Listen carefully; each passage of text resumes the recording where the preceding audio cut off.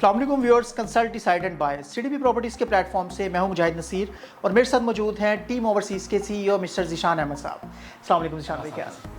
Viewers, आपको idea होगा कि मौजूदा दौर में एक क्वालिटी कंस्ट्रक्शन करवाना, एक अच्छे बिल्डर का इंतखाब करना और एक घर को तमीर करने के लिए एक ऐसे रिलेशन का स्टार्ट करना जो एक क्लाइंट और एक बिल्डर के दरमियान होता है, ये बड़ी चैलेंजिंग सी चीज़ है। और जब आप किसी से घर बनवाने का इरादा करते हैं तो ये एक रिलेशनशिप होता है between the builder and the client, जो कम अज़ कम 6 माह से लेके 1 साल या इससे प्लस डिपेंडिंग ऑन सिचुएशन चल रहा होता है। इस रिलेशन के पॉइंट ऑफ व्यू से आज की हमारी वीडियो और आज हम डिस्कशन करेंगे कि इस रिलेशन के स्टार्ट होने से पहले, किसी भी बिल्डर को चूज़ करने से पहले आपको किस तरह की वर्किंग्स करनी चाहिए। और आज की वीडियो का मेन पर्पज़ ये है कि एक क्लाइंट और एक बिल्डर जो कंस्ट्रक्शन करवा रहे हैं अपने घर की, अपने प्लाजे की, उनको ड्यूरिंग द कंस्ट्रक्शन किस तरह के इश्यूज आ सकते हैं। ज़ीशान भाई आज हमें टॉप 5 इश्यूज़ के हवाले से ब्रीफ करेंगे। ज़ीशान भाई, सबसे पहले मुझे ये बताइएगा कि जब भी कोई घर तमीर करवाने का इरादा करते हैं क्लाइंट्स, तो वो प्रॉपर वर्किंग करते हैं, लेकिन इसमें जो एक मेन चीज़ है, एक डेवलपर के बारे में प्रॉपर जानना, डेवलपर की प्रीवियस वर्किंग के बारे में जानना, ये बड़ा अहम होता है। क्या आपको लगता है कि अगर ये वर्किंग प्रॉपर ना की जाए तो ये एक बहुत बड़ा इशू बन सकता है फ्यूचर में? मुझे भी बिल्कुल देखिए, जिस तरह से हम बात कर रहे हैं आज बिल्डर और क्लाइंट की क्लैशेस की बारे में, तो सबसे पहला क्लैश आता ही यहाँ पे है कि अगर क्लाइंट ने बिल्डर चूज़ सही नहीं किया, चूज़ वाइज नहीं किया, तो मेरा ख्याल है कि यहाँ पर जिम्मेदारी आती है क्लाइंट के ऊपर कि वो जो भी बिल्डर चूज़ कर रहा है, अब उससे मतलब उसने अपनी ड्राइंग्स वगैरह बना ली हैं, अब उसने बिल्डर की तरफ जाना है, तो सबसे पहले उसको एक अच्छा बिल्डर चूज़ करना बहुत ज़रूरी है। उसमें कुछ चीज़ें हैं जिसको उसको मद्देनजर रखनी चाहिए। उसमें सबसे पहले तो ये है कि बिल्डर कितना ट्रांसपेरेंट है, उसको देखना चाहिए, परखना चाहिए बिल्डर्स को। वो एक बिल्डर के पास कभी भी ना जाए, मार्केट घूमे, 4-5 बिल्डर्स ले, इवन दो कि उसको पता है कि मैंने इस बिल्डर से काम करवाना है या उसको किसी ने रेफ़र किया हुआ है, वो फिर भी अपना होमवर्क पूरा करे। जिस बिल्डर को वो चूज़ कर रहा है उसके पास प्रोजेक्ट्स देखे, उसके जो करंट प्रोजेक्ट्स हैं वो देखे, उसके क्लाइंटों से बात करे, उनसे क्लाइंट जो उसके पास प्रोजेक्ट क्लाइंट्स हैं उनसे पूछे कि भाई आपका एक्सपीरियंस कैसा रहा। फीडबैक उनका बहुत मैटर करता है जिनको घर बना के दिया गया।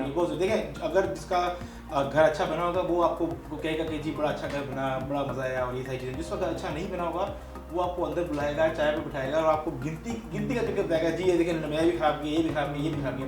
तो ये बहुत ज़रूरी है, फीडबैक बहुत ज़रूरी है क्लाइंट्स का। उसके करंट प्रोजेक्ट्स देखे और उसके साथ बैठ के निगोशिएट करें और मार्केट सर्च करें। बिल्कुल ज़ीशान भाई, क्योंकि काम स्टार्ट करवाने से पहले हर बिल्डर जो है अपनी मुंह से अपनी तारीफ़ ही करेगा और वो बताएगा मैंने अच्छा काम करना है। लेकिन व्यूअर्स, ज़ीशान भाई का जो पॉइंट है यहाँ पर वो ये है कि जो कंस्ट्रक्शन पहले करके दी जा चुकी हुई है, जो लोग साल से, 1.5 साल से, 2 साल से उन बनाए हुए घरों में रह रहे हैं, उनका फीडबैक बहुत ज़्यादा मैटर करता है।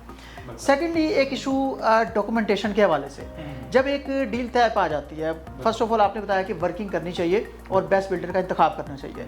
वंस हमने बेस्ट बिल्डर अपनी वर्किंग, अपने एनालिसिस के मुताबिक चूज़ कर लिया, उस टाइम पे अगर प्रॉपर डॉक्यूमेंटेशन ना की जाए तो ये कितना बड़ा इशू बन सकता है?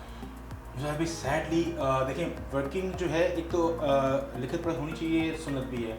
दूसरा, सैडली हमारे माशरे में लिखित पढ़त को जो है ना लीस्ट प्रायोरिटी रखी दी जाती है। आपने एक बिल्डर तय किया है, आपने एक ठेकेदार से घर बनाने लगे हैं, आपके घर के पास कोई घर कर रहा था जो नॉर्मल रूटीन है, आपने उसी ठेकेदार से कहा मेरा घर भी बना दे। कोई लिखित पढ़त नहीं हुई, कोई पेपर वर्क नहीं हुआ, उसने घर शुरू कर दिया और ये मेन वजह है आपके क्लैश की। कहीं पे भी जाकर बिल्डर ने ज़्यादा पैसे ले लिए, आपने कम पैसे दे दिए, बिल्डर ने जो कमिट किया था वो दिया नहीं, सबसे बड़ा क्लैश हो गया। इसके लिए बहुत ज़रूरी है कि आप एक प्रॉपर डॉक्यूमेंटेशन करें। वो ना सिर्फ क्लाइंट को सेव करता है, वो बिल्डर को भी सेव करता है। उसमें होता क्या है कि डॉक्यूमेंटेशन में आपका प्रॉपर बिल ऑफ मटीरियल आना चाहिए कि आप कौन सी चीज़ें किस क्वालिटी की इस्तेमाल कर रहे हैं। फॉर एग्जांपल, आप ब्रिक्स यूज़ कर रहे हैं, कौन सी क्वालिटी यूज़ करें, लिख दें वहाँ पे हम अव्वल यूज़ कर रहे हैं। सीमेंट यूज़ कर रहे हैं, कौन से ब्रांड का यूज़ कर रहे हैं वो लिख दें उसके ऊपर। स्टील यूज़ कर रहे हैं, that must be part of an agreement. हाँ बिल्कुल 100%, ये बहुत ज़रूरी है। आपने सारी की सारे मेन मटेरियल आइटम्स लिख दिए हैं कि आपने इस ब्रांड के अपने यूज़ करने हैं। जब वो लिख दिए हैं, ना वो बिल्डर भाग सकता है उससे, ना वो क्लाइंट से आर्ग्यू कर सकता है। तो वो बिल ऑफ मटेरियल में लिख दें, आपने जो मटेरियल इस्तेमाल करने हैं वो लिखें, प्रॉपर डॉक्यूमेंटेशन हो, उसके अंदर बिल्डर का स्कोप ऑफ वर्क भी होना चाहिए कि जी मैंने कौन सा काम कब और कैसे करना है, ताकि क्लाइंट को भी पता हो कि मैं काम क्या करवा रहा हूँ और बिल्डर को पता हो मैंने काम क्या करना है। तो ये आपका जो बिल्डिंग का टाइम है, आप बेशक शुरू में 10-15 दिन एक्स्ट्रा ले लें, लेकिन ये डॉक्यूमेंटेशन ज़रूर करवाएं, इससे आपके आने वाला टाइम जो है वो बच जाता है। बिल्कुल जी, ठीक हो गया। ज़ीशान भाई, मुझे बताइएगा, घर की कंस्ट्रक्शन के दौरान पेमेंट का फ्लो बहुत ज़्यादा मैटर करता है। ये चीज़ें इतनी क्लियर होनी चाहिए कि ना तो क्लाइंट पे बर्डन बने और अननेसेसरी सरप्राइज़ उनको मिल रहे हों कि वो अचानक से उनको बताया जाए कि आपने ये पेमेंट करनी है। और एट द सेम टाइम जो डेवलपर हैं, जो बिल्डर हैं, उन पे भी वो प्रेशर नहीं होना चाहिए कि वो अपना काम कर रहे हैं और फुल फ्लो में कर रहे हैं और एकदम से पेमेंट रुक जाए। तो अगर पेमेंट्स का फ्लो डिस्टर्ब होता है during the construction of house, तो उसको आप कैसे देखते हैं, कितना बड़ा इशू बन सकता है?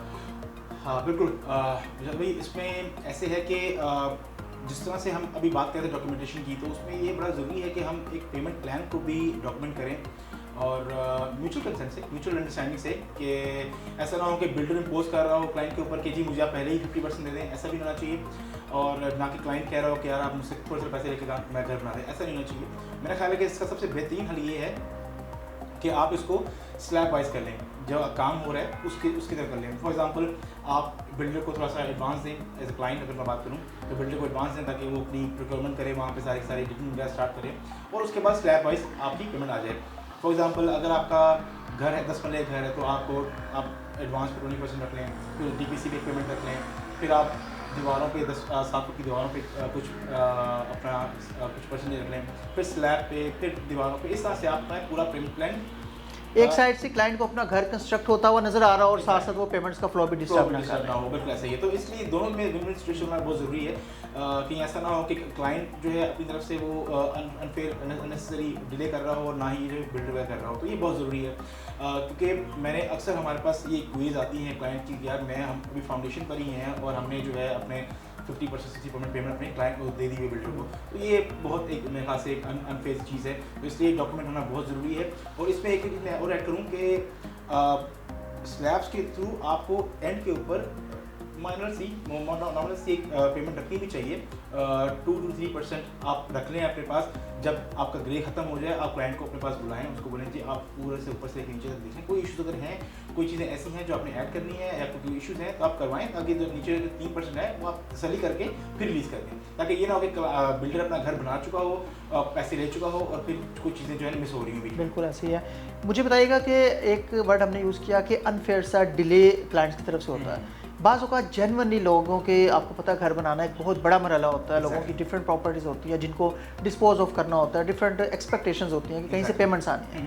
अगर कोई क्लाइंट जेन्युइनली मतलब ड्यूरिंग द कंस्ट्रक्शन फंस जाते हैं तो डिले आ जाता है, ज़ाहिर बात है जिसने घर शुरू करवाया है उसकी तो सबसे ज़्यादा कोशिश होगी कि वो कंप्लीट हो और वो उसमें शिफ्ट हो। तो वहाँ पे हम लोग कैसे कोऑपरेट करते हैं? बिल्कुल, जब भी इसमें देखें जहाँ पे आपको आपका जो क्लाइंट आप इतना ट्रस्ट कर रहा है और आपको टाइमली पेमेंट्स भी कर रहा है और अगर जेन्युइनली रीजन से किसी वजह से डिले आ रहा है तो आई थिंक बिल्डर को भी उसमें जो है ना उसको सपोर्ट फ्लेक्सिबल होना चाहिए क्योंकि बिल्डर्स के एट टाइम पे काफ़ी घर चल रहे होते हैं, वो इसका कैश फ्लो इतना उसको इजाज़त देता है कि वो कहीं ना कहीं पे उसकी मदद कर ले।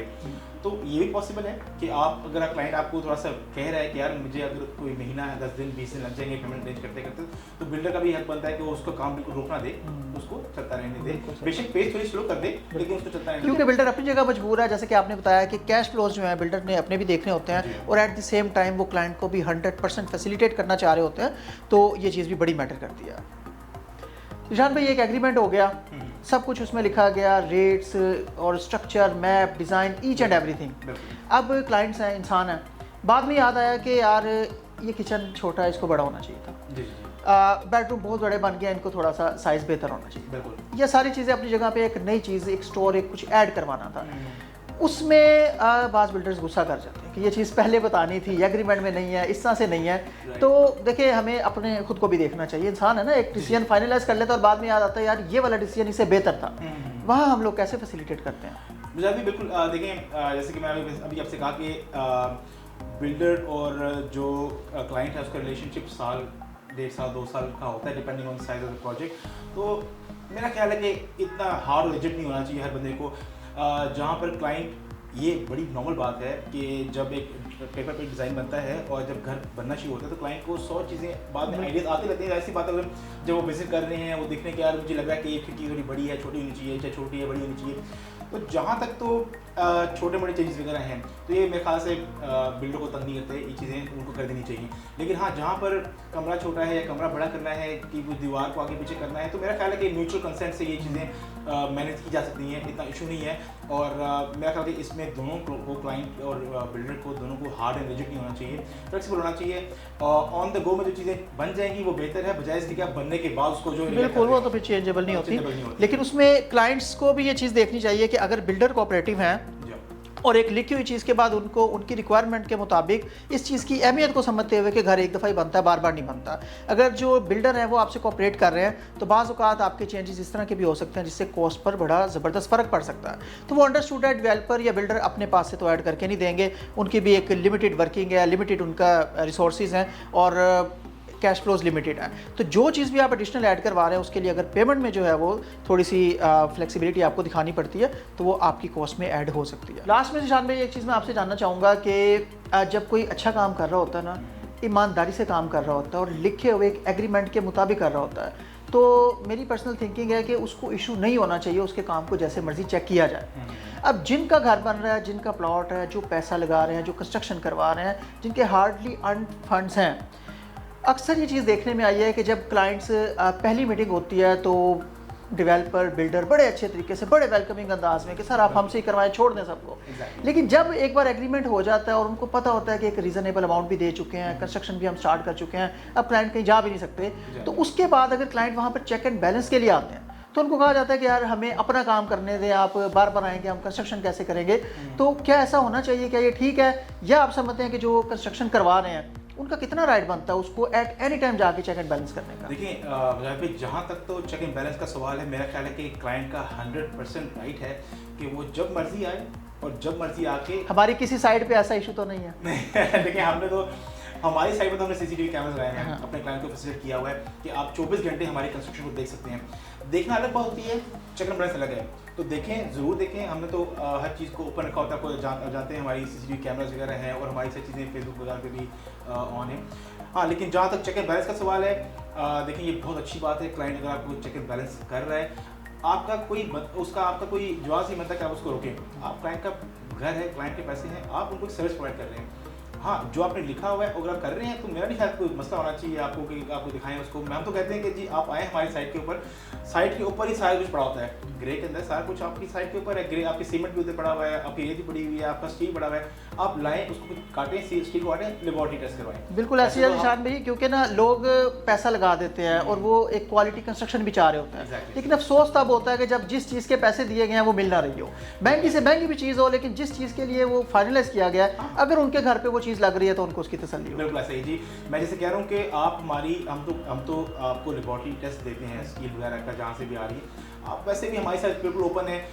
हम तो क्लाइंट को रिकमेंड करते हैं कि वो आएँ, आके चक्कर लगाएं और आके चेक करें कि काम कैसा हो रहा है, और उसकी मतलब उस हर चीज़ की रिपोर्ट्स होती हैं, मिलती हैं आपको आजकल। आप टेस्टिंग करवाएं सारी की सारी आपको, बल्कि आप जब क्लाइंट को कह देंगे वो एक आधा टेस्ट करवा लेगा तो वो आपको ज़्यादा सेटिस्फाई हो जाएगा, उसको पता लग जाएगा जो मैंने काम कहा है वही हो रहा है। तो आई थिंक इससे बेहतर कोई सिचुएशन नहीं होती बिल्डर के लिए और उसकी काम के लिए कि उसका क्लाइंट पीस ऑफ माइंड रहता है, दोनों साइड से लोग ईजी रहते हैं। तो मेरा ख्याल है कि ये आपको हर चीज़ ओपन रखनी चाहिए, क्लाइंट का हक है कि वो आके चेक करे हर चीज़ जैसे मर्जी करे। बिल्कुल ठीक हो गया, बहुत शुक्रिया जिशान भाई, आपने बहुत ज़्यादा टाइम दिया और बड़ा ब्रीफली डिस्कस किया हमने आज के इश्यूज़ को। व्यूअर्स, इसके एंड पे मैं यही कहना चाहूँगा कि आप घर कहीं से भी बनवाएं, आप हमारे से एक बार कंसल्टेशन ज़रूर करें, आप हमसे एक बार चेक ज़रूर करें हमारे रेट्स, हमारी कोटेशन, हमारी क्वालिटी, हमारे प्रीवियस क्लाइंट्स का फीडबैक, और ओवरऑल आप जिस तरह से भी जो आपकी रिक्वायरमेंट्स है, जिस तरह के डिज़ाइन में जिस तरह की आपकी रिक्वायरमेंट है, एक बार डिस्कस ज़रूर करें। आई होप सो, बेशक मार्केट में पॉजिटिव कंपटीशन है और बहुत सारा अच्छा काम करने वाले लोग इसी मार्केट में मौजूद हैं, लेकिन एट द सेम टाइम हमारी भी कोशिश होगी कि बीइंग अ कॉम्पिटिटिव हम बेहतर से बेहतर जो है आपको रेट्स दे सकें, बेहतर से बेहतर क्वालिटी दे सकें, और सबसे बड़ी बात कि आपके साथ पहली मीटिंग, वेरी फर्स्ट जो आपसे मुलाकात हो, उससे लेके आखिरी दिन आपकी जो कीज़ आपको हैंड ओवर हो रही हैं घर की, तब तक जो हमारा बिहेवियर है, हमारा जो रिलेशन है, जो चीज़ें आपके साथ डिस्कस की जाएँ उसमें आपको बाल बराबर भी फ़र्क नज़र ना आए।